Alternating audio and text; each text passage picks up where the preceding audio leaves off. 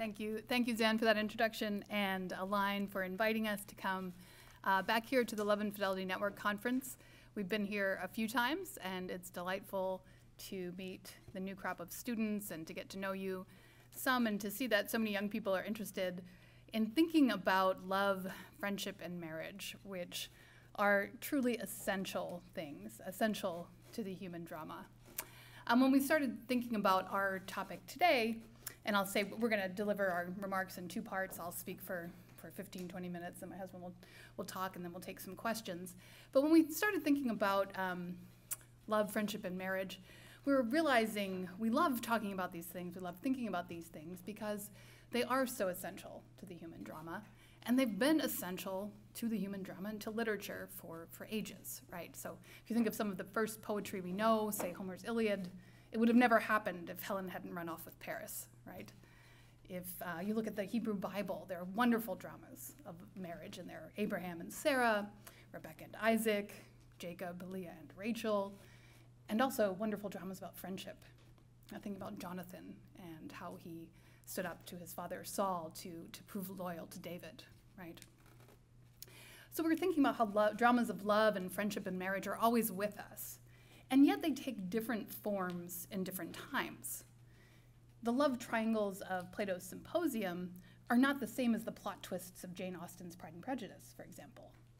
So a character, a man like Pausanias and his troubles in Plato's Symposium, if you're familiar with that, he's an older man who's worried about continuing to be attractive to the young boys that he wants to seduce. That was maybe really interesting to Plato's audience. They might have deeply sympathized with someone like Pausanias, whereas in other times he seems just kind of creepy. If you think of Jane Austen and her great heroines like Elizabeth Bennet, and Elizabeth Bennet's efforts to make a marriage that would bring with it an income of a kind of semi-feudal rent, that looks from the perspective of many of us in the 20th century like a very nice problem to have. So today what we'd like to do is think about some of the dramas and anxieties of love, friendship, and marriage that are characteristic of our moment. So what do we think marriage is? What ought to motivate us in our search for a husband or a wife? What role do we expect marriage to play in our social order? What form do we think marriage should take? So what we're going to suggest today is that much of the anxiety that haunts modern marriage, from the quests of young women and men combing the internet for spouses, to public debates about the definition of marriage in law, result from a tension between what we expect marriage to be and what we expect marriage to do. So what we're going to argue is that generally we expect marriage to be a radically free union of persons, something like soulmates. And what we expect marriage to do is serve as the fundamental building block of our entire social edifice, to provide stability. The title of our talk, Soulmates and Stability, means to refer to these kind of contradictory expectations that we generally have. These contradictory expectations, which we think explains a great deal about the discontent and disagreement that surround modern marriage. Discontents and disagreements that have grown in many people's minds to drastic proportions. So we're going to try to get some perspective on these problems by thinking about modern love and friendship as it first developed. We're going to go back first to the 16th century, an era that saw the birth of many of the most basic modern beliefs and expectations about social life. We're going to consider what is perhaps the most important Renaissance work of art about friendship, an essay by Michel de Montaigne that contains what Princeton philosopher Alexander Nahamas called the most moving statement about friendship ever made.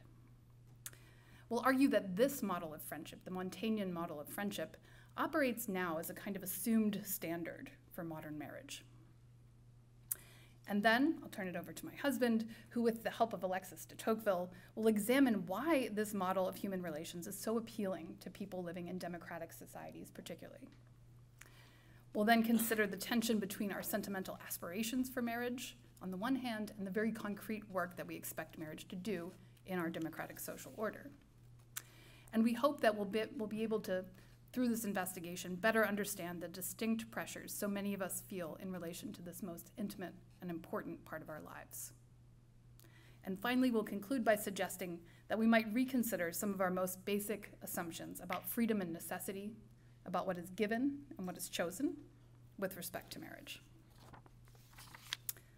All right, so I'm going to start first by talking about Michel de Montaigne and his understanding of friendship. So Montaigne wrote his essay about friendship in a time that was really quite different than our own.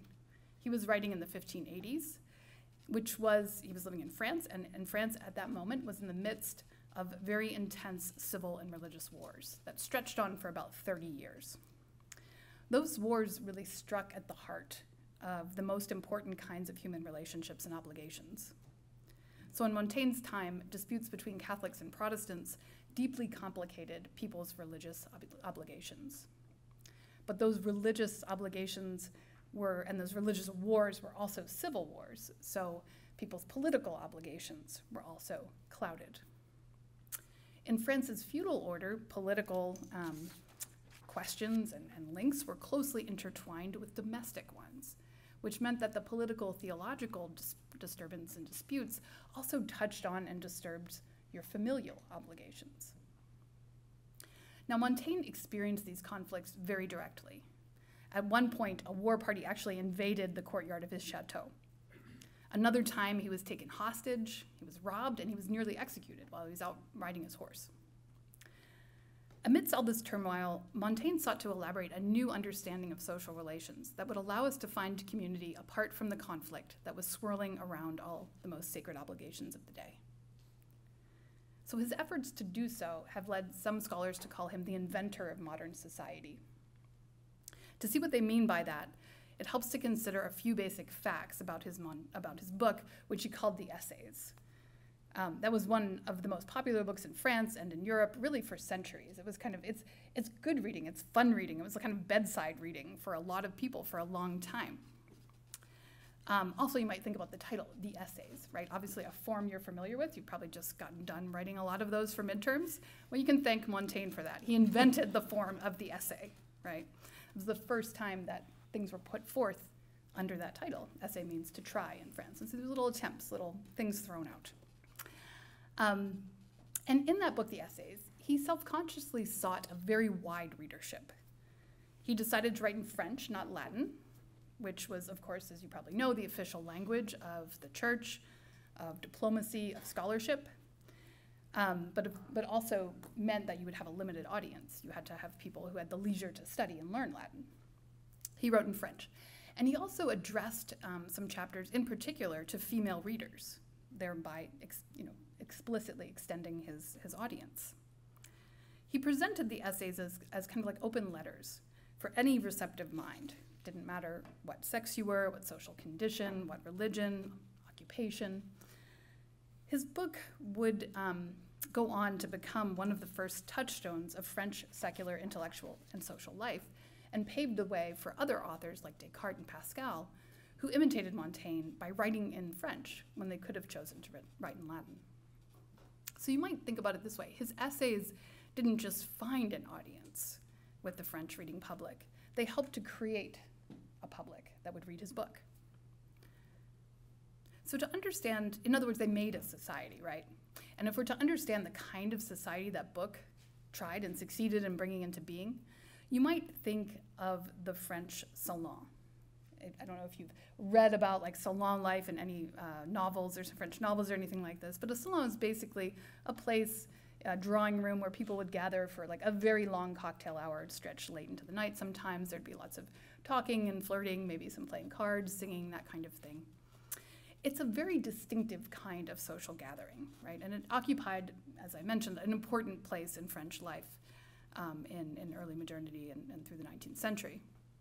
So what is a salon? It's a place where someone, a hostess, chooses freely to invite some people she thinks might be interesting, might result in having an interesting conversation, and the people come of their own free will, right? They come from all over the place. They're just individuals coming to gather there.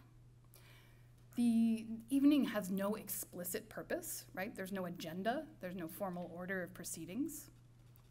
It doesn't bring together groups, but it brings together lots of interesting individuals. The relations among those individuals are not hierarchical. You don't have priests and parishioners. You don't have lords and vassals. You don't have representatives and constituents. They're just people who enjoy each other's company. So the individuals who make up a salon are brought together by curiosity or admiration for each other, maybe also lower things like desire and greed, ambition, and so forth, right? But they're not brought together by obligation. Not familial, legal, political, religious, none of that. Because of this, the salon exemplifies the distinctly modern form of society that begins with and is maintained by the free choice of each participant. So if you're not familiar with Montaigne, but you are familiar perhaps with other early modern philosophers like John Locke, this is like a fun version of Locke's State of Nature story, right? So this understanding of human society that Montaigne came up with and helped create with his book, as society beginning in freedom rather than obligation, has its highest and purest expression in his understanding of friendship. He has a chapter on that subject, on friendship, and in it he primarily describes his own friendship with Etienne de la Boétie. He met Etienne de la Boétie when they were both young people, counselors in the Parliament of Bordeaux. The two of them quickly formed an intense bond that would end only with la Boétie's death, unfortunately only 4 years after they met. So in that chapter, Montaigne compares friendship with la Boétie favorably to all other human ties, whether those to his countrymen and his king, his father and his mother, even his wife and his daughter. That's because friendship for Montaigne is the noblest human association. And it's the noblest human association because it's the freest human association. Now, when Montaigne met la Boétie was already known as a proponent of freedom. He had actually written a famous treatise against tyranny called De la servitude volontaire, of voluntary servitude. In the chapter on friendship, Montaigne plays on that title of la Boétie's work, describing his friendship with la Boétie as a bond created by liberté volontaire, voluntary liberty or free will, and uses those words, liberty and voluntariness, 25 times in the space of about 12 pages. So they're really important to Montaigne's understanding of what his bond with la Boétie is about. In Montaigne's telling, ties between brothers or sisters, ties between parents and children, are less noble because they're given rather than chosen. Even romantic ties for Montaigne are more given than chosen because they're ruled by desire, right, which can come and go independent of your will. Friendship for him is the freely willed human tie par excellence. So this willed union is, Montaigne says, distinctly complete and autonomous, and it needs no justification or reference point to anything outside of itself. He tells us that friends love each other not because they find each other admirable or funny or rich or cute or virtuous even, but because of what he calls a quintessence of all this mixture. And so if he's pressed to give a reason for why he loves la Boétie, he just refuses to give one.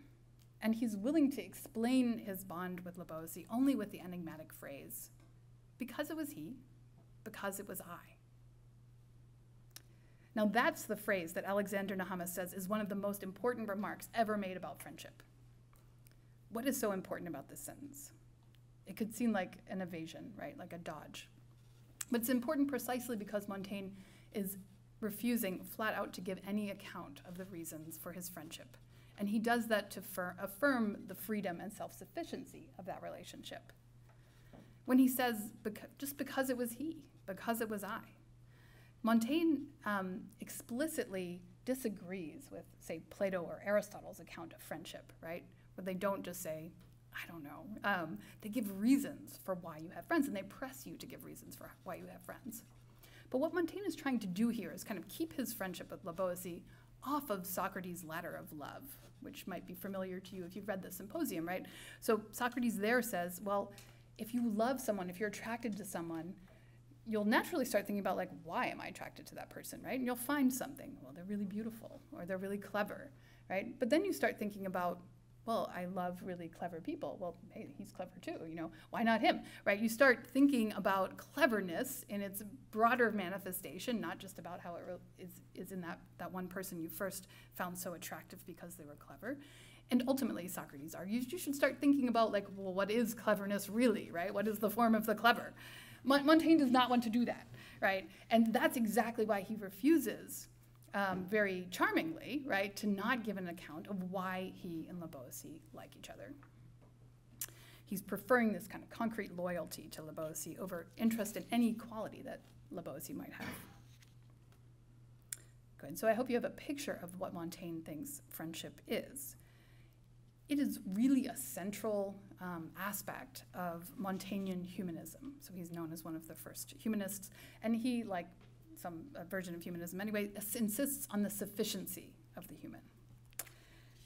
Its Montaignean humanism rests on the proposition that human life has no need to seek anything outside of itself, not divine wisdom, not divine grace. Friendship as a freely willed human union has no need for external justification. Now, freely willed unions will become the gold standard, we think, of modern social relations. While Montaigne tells us that a friendship like he and Labosi had was really rare and special, he says at one point it only comes along once every 3 centuries. That hasn't really discouraged us from seeking those things.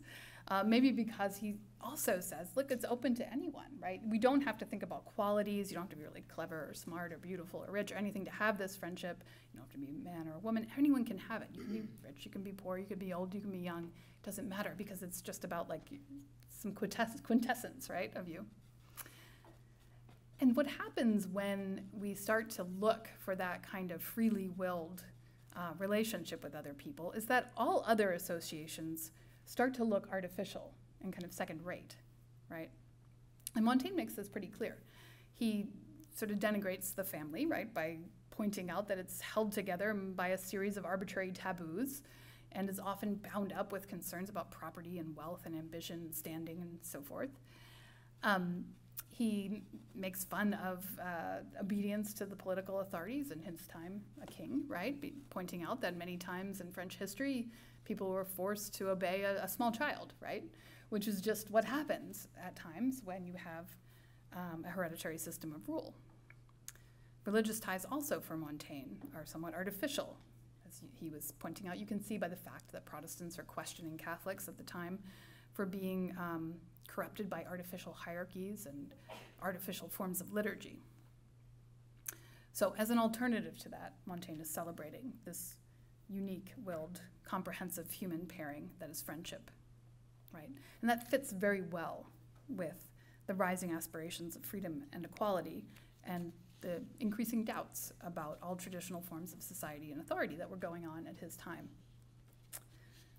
So we think that Montaignean friendship is well understood as the template we often take for modern marriage, right? And when we say that, we don't mean to say that Montaigne was so great that he is governing our erotic lives, whether we know it or not, but just that human beings in the modern world tend to assume, along with Montaigne, that the most freely formed human bonds are the most legitimate human bonds.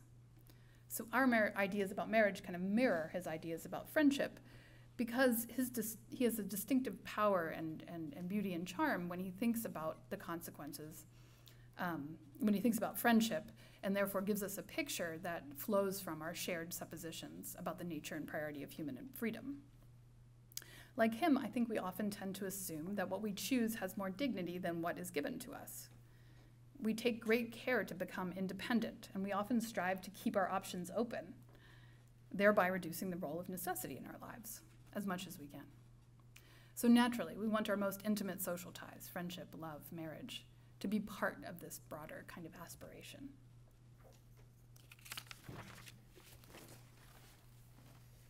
So in listening to my wife talk, I thought you all could understand the entirety of what we're trying to say by understanding that in Montaigne's time, essays were fun. And in our time, essays are obligatory. The same thing has in a way become true for human relationships. So Montaigne's position in France was countercultural. His model of friendship began as a boutique pursuit, undertaken amid a landscape that was dominated by social institutions from the church to the feudal family to the monarchy that were hoary with age and appeared to be permanent. So if you think about France's great cathedrals, which I'm sure some of you have seen, if you think about her noble families or her monarchy, those things had all been around for centuries when this guy put pen to paper, and they would endure for centuries after his death.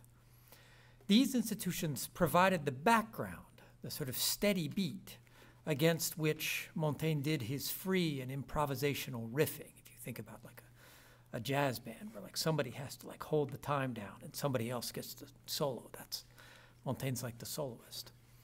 So when another French aristocrat, Alexis de Tocqueville, arrived in America in 1830, he observed, much to his astonishment, that in our democratic society, the riff had become the beat.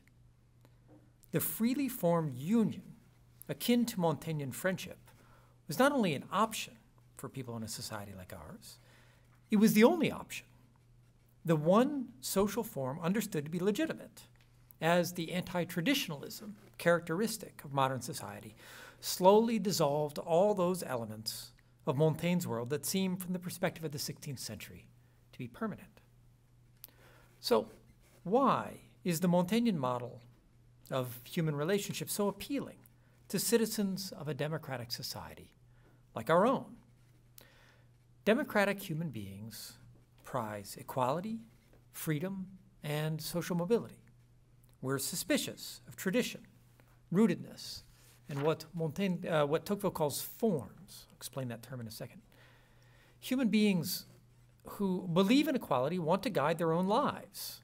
They take tradition only as information and tend to assume that the new, the innovative, and the youthful are superior to the time-worn, the customary, and the ancestral.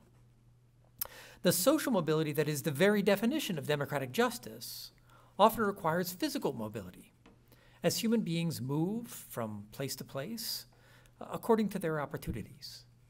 The forms or formalities that structure social interaction, so modes of address, such as like when you call somebody your honor or my lady, attire that expresses the dignity appropriate to a particular occasion, such as a necktie or white gloves in another age, the habitual movements of the body even, such as opening the door for a lady or genuflecting in church. All that stuff smacks to us as of the hierarchical, the hidebound, the inauthentic, all the stuff that we know that we're supposed to be against. So these democratic prejudices level the playing field, which is exactly what they're intended to do, and they free us to form friendships, associations, and families with one another without being constrained by the dead hand of the past. You don't have to be friends with the children of your father's friends. But this same liberalizing and leveling movement also shrinks and separates human beings, inculcating a mindset that Alexis de Tocqueville famously described as individualism, and he's one of the inventors of that word, or at least gives it its modern meaning. So, as Tocqueville wrote, aristocratic society was like a great chain which ran from the peasant to the king. Democratic society breaks that chain and sets each link apart. In the language of John Stuart Mill, this renders democratic human beings like the sands of the seashore, each very minute, and no one adhering to any other. So, how can such free and equal individuals account for their desire to marry? Why do you want to get married in the first place? What motivations for marrying seem legitimate to people like us? To marry for money would seem kind of sordid to most of us. So too would marrying for family connections. To marry someone from your hometown might seem a little provincial, as if no one who had seen a bit of the world would hitch her wagon to her high school boyfriend. If you say you're going to marry someone for virtue, or for the sake of a shared religious faith, well, that sounds better, but it still sounds a little cold and impersonal. And if you want to marry somebody because they're beautiful, well, how's that different from lust or infatuation? And how could it possibly be wise? So what motive, then, for getting married is left as legitimate? Listen to a few speeches at weddings, and you'll notice something.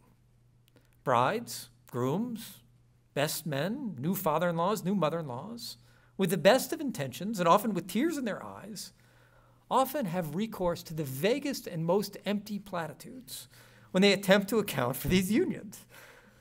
That Maria has a certain special something, says the father of the groom as he's toasting his new daughter-in-law.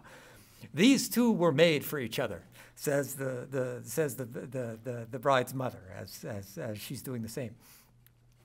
What's expressed in this, I think, that for us, the best reason to marry seems to be no reason at all, because only the completely arbitrary is completely free and unrepeatably unique. That, you may recall, was the real meaning of Montaigne's great line, because it was he, because it was I. A union is best justified, Montaigne tells us, by not being justified at all. It gives no reason for itself beyond a reference back to itself as a unique union of irreplaceable human persons.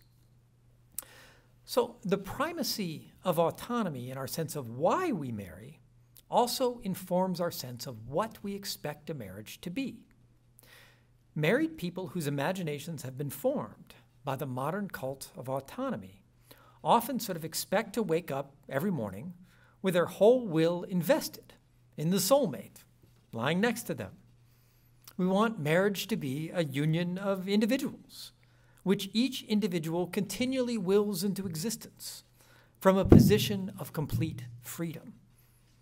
For those who imagine themselves as the radically independent adult subjects of modern political theory, marriage must be justified by a continual thought experiment, like the Rawlsian original position, but you got to repeat this one in perpetuity. I could walk away at any time, but I don't want to. So this expectation about what marriage should be stands in sharp tension with another expectation about what marriage should do.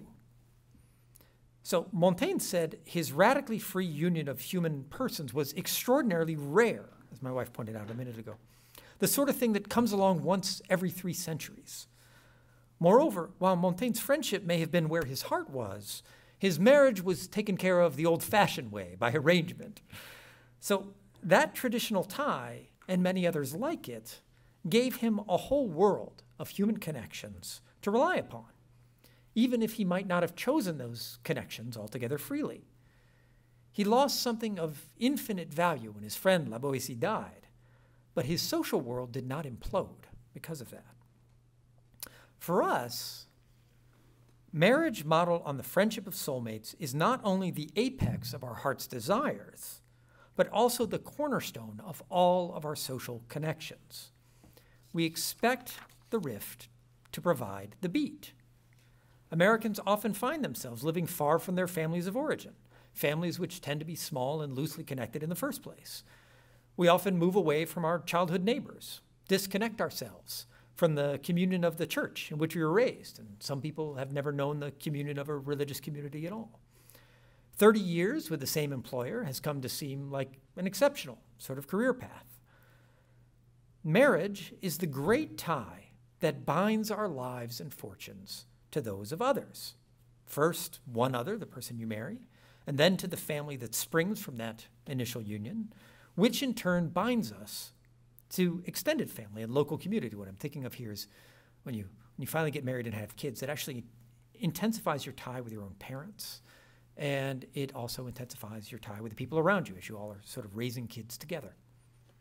So just how much our happiness depends upon marriage can be understood by contemplating the fate of the growing number of Americans who do not achieve this increasingly countercultural achievement, that is marriage. Far too often, our fellow citizens are left to live alone in solitary apartments, posting videos about their cats on the internet, or wandering through the weirder neighborhoods of online political discourse. It is not hard to understand why. We have it on good authority. It's not good for man to be alone.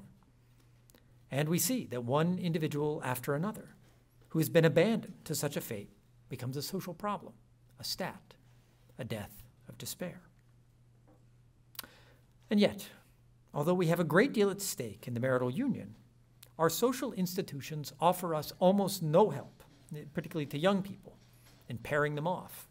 The college years that you all are in the middle of, which seem to be like the ripest time for forming such associations, are spent on campuses where there's abundant instruction about the morality of consent and sensitivity to sexual orientations, but there is nothing in the script which our colleges provide to their orientation week staffs that will help the young achieve the union upon which their future happiness depends. For to suggest that it might be wise to marry would be to impinge upon the student's freedom. So we're now in a position to understand the anxiety of all the quarrels about marriage of recent years. What we expect marriage to be is a radically free, absolutely unrepeatable, self-justifying union of individuals. What we expect marriage to do is to bear the weight of our whole social edifice, to give us the first intimate connection upon which all of our other connections depend. What we need to be most stable is supposed to begin from what is most chosen. We expect our most necessary connections to originate in our freest ones. No wonder our unions fail to form so often, and so often fall apart. Okay, so last couple of minutes, and then we'll take questions. So some of those who are rightly concerned about the damage done by all this loneliness argue that we need to continually expand the definition of marriage and further deconstruct gender roles to allow people to find connection in whatever way suits their desires. Often, they make matters of necessity, insurance benefits, hospital visitation rights, into the grounds of their arguments. This was prominent in the gay marriage arguments a few years ago. They want to further extend our autonomy to freely form whatever bonds we will and adjust everything else accordingly. But to do this would be to continue further down the modern road, to set aside yet more of our so-called conventional expectations about marriage, and to remodel our social safety net to include more individuals as individuals and more families in ever more creative configurations. The fundamental imperative remains: maximize freedom and manage its consequences with an expanded apparatus of public services, market-produced conveniences and therapies, and officially mandated social approbation. Now, while such an approach is often described by both its adherents and its opponents as revolutionary, in truth, it is the most conventional approach possible to such matters for human beings in the modern world. Every time modern humanity encounters a tension between our dominant principles, which are freedom and equality, and other givens of human life, like dependence and the need for order, we seek to solve the problem by expanding freedom and equality. In matters of family, there's nothing revolutionary about traveling yet further in the direction we have been headed since we dismantled primogeniture, reimagined our political ties as a social contract, and started thinking about churches as voluntary associations. So we have perhaps reached the end of the useful life of this experiment in maximizing human autonomy. While many people are surely freer and more equal as a result of it, many other people, indeed, many of the same people, are more isolated, less supported, and more confused than ever. As the late political theorist Peter Augustine Lawler liked to say, quoting from an old pop song, "For all too many people in modern society who are disconnected from family, untethered to any particular place, without communion with God or with neighbor, and without the guidance of tradition, freedom has become just another word for nothing left to lose." So the harm done by this isolation is massive and well documented. It seems to demand nothing less than a fundamental rethinking of social life, a reconsideration as thoroughgoing as that which Montaigne undertook all those centuries ago. Such a reconsideration is already underway. Strange words are enjoying a resurgence, words like solidarity, tradition, and dependence, which grate on modern ears, accustomed to celebrating self-sufficiency, innovation, and independence. People are looking for rules to live by and are willing to turn in unconventional directions in order to find them. So some of those who sense that the project of ever more radical human autonomy is destined to fail are wondering about the goodness of freedom as such.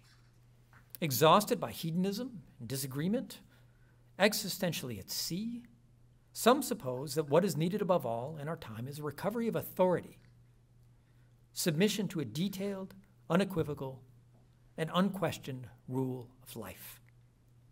Naturally enough, many are seeking authority above all the vagaries of human opinion and hoping to find it in a church or a mosque or a synagogue. But those who go looking for a rule of life in the Bible will find that the God of that book is a very strange kind of authority, one who is often content to let man take the initiative. To be sure, the Bible contains moral rules from the Ten Commandments onward. At least as often, however, its God leaves human beings to figure things out for themselves, beginning in the Garden of Eden. As the French historian of philosophy and religion, Rémi Brague, has put it, the Bible often supposes that we have it in ourselves to find what is needed to satisfy our need for moral and political order, without having to get our cue from a divine prompter. So the New Testament, in particular, gives us very few rules for moral life and even fewer for political life. In these areas, Christianity, from St. Paul onward, refers us to what Thomas Aquinas called the natural law. That is, the rules of an order suitable to the flourishing of human life, which the human mind can discover by itself. Though the basic principles of that order are given, their concrete instantiation in human history always involves human judgment, freedom, and creativity, which seeks to intelligently apply those principles to the circumstances of our particular time and place. So although there is something right in the turn to biblical religion and the search for moral order, the moral order that text supports does not erase human freedom in the name of divine authority, but assumes and empowers that freedom. The Bible indicates that what we most need from God for the reordering of our lives is not so much moral principles, which we can discover for ourselves, but gifts that only a God could give us, gifts that we need for our freedom to be effectual, the gifts of forgiveness, grace, and hope. So for the many young people who feel hopelessly mired in the sins that are so ubiquitous in our culture, the Bible tells us that forgiveness and new life are there for the asking. For those of us who do not see how our powers can be sufficient to build a decent life in the circumstances of our time, the Bible tells us that we do not need to rely on our powers alone, but also on God's abundant grace. For those of us who are tempted by despair, and who in our time isn't tempted by despair, the Bible reports that we have infinite reasons for hope. Divine forgiveness, grace, and hope give us what we need in order to choose well, and thereby to begin the work of using our freedom to rebuild our culture. They restore us to the possession of our original, divinely given powers to see the good and do it. To rebuild a culture not on the basis of authoritative guidance, but on the basis of our free perception of the good and our free instantiation of the good in concrete form in our lives, is daunting work.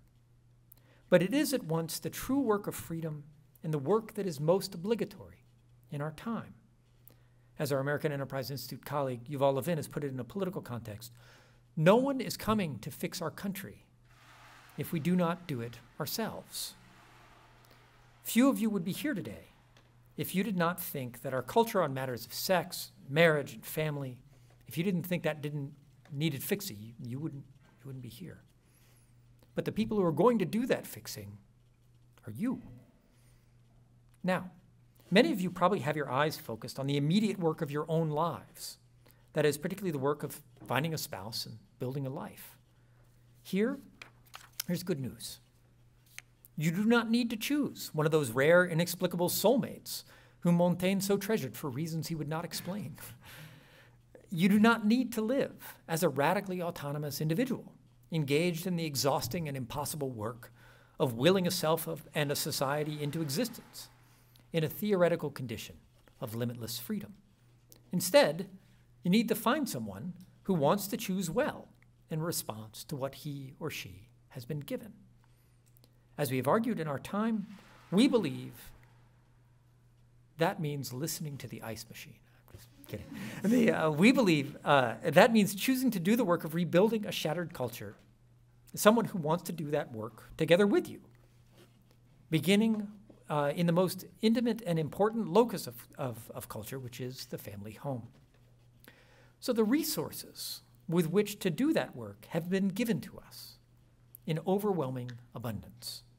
Houses of worship dot the landscape, and while some are sadly vacant and moribund, others are full of vitality, traditionalist creativity, and even holiness.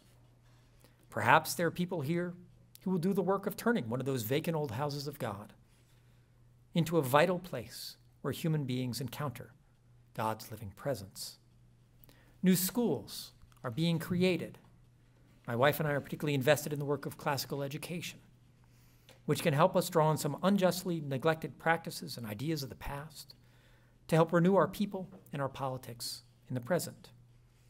Old patterns of life, from the laws of the Jewish Sabbath to the calendar of Catholic feast days, stand ready to impart their rhythms to family life. Wonderful books to read to your children, wonderful songs to sing with them, activities from the baseball team to the sewing group are all there for us to take up and use. We must choose to use well these things we have been given to fashion a worthy life. Some of what we read, do, and don't do comes to us less as one option among others than as a true obligation. Giving your mother and father an honored place in your life is not a lifestyle decision, but a matter of learning to freely and joyfully choose to do what is obligatory. Indeed, obligation itself is often rightly understood as a gift. For the citizens of this free and prosperous country, itself the heir to thousands of years of cultivated art and thought and sports and politics and ways of making a living by making oneself useful to others, the gifts we are given are manifold. The question of our lives is what we choose to do with those gifts. What we properly do with them is engage in the activities of perpetuation, transmission, and renewal. Perpetuation, transmission, and renewal are the true work of marriage, a work that is at once what marriage is and what marriage does. Husbands and wives do indeed become ever more choice-worthy when they are our partners in that work. The social services of marriage, the financial support, the social connections, the help in old age, those are the gracious side effects of that central effort. We hope thinking about marriage in this way might be useful to you as you seek someone with whom to do this most useful and joyful work of a life. Okay, thank you all. We'll take questions.